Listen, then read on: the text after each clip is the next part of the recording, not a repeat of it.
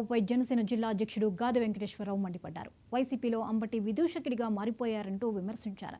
మొన్న జగన్మోహన్ రెడ్డి, పవన్ కళ్యాణ్ గురించి మాట్లాడటం, నిన్న అంబటి రాంబాబు, మంత్రి నాదెండ్ల మనోహర్ గురించి అవాకులు చెవాకులు పేలడం చూస్తుంటే మతిపోయినట్లు ఉందని గాదె విమర్శించారు. అంబటి రాంబాబుని రాష్ట్ర ప్రజలు బఫూన్లా చూస్తున్నారని ఎద్దేవా చేశారు.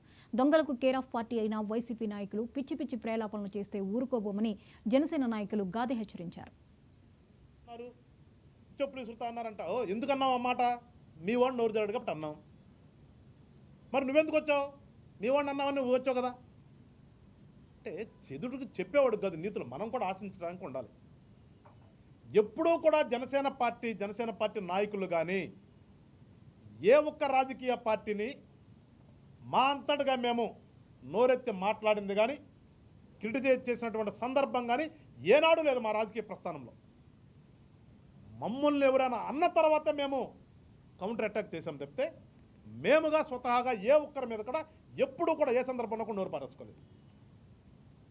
ఏదైనా మాట్లాడితే మేము రాజకీయంగానే మాట్లాడాం.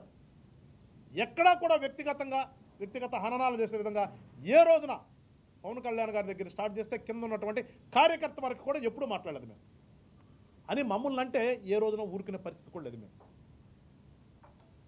మేము రాజకీయాల్లోకి వచ్చింది రాజకీయాల్లో మంచి చేద్దామని, ప్రజలకు మంచి చేయాలని ఆలోచనతో మేము వచ్చాం. మీకులాగా దోచుకుంటాకు వచ్చిన పార్టీ కాదు కదా.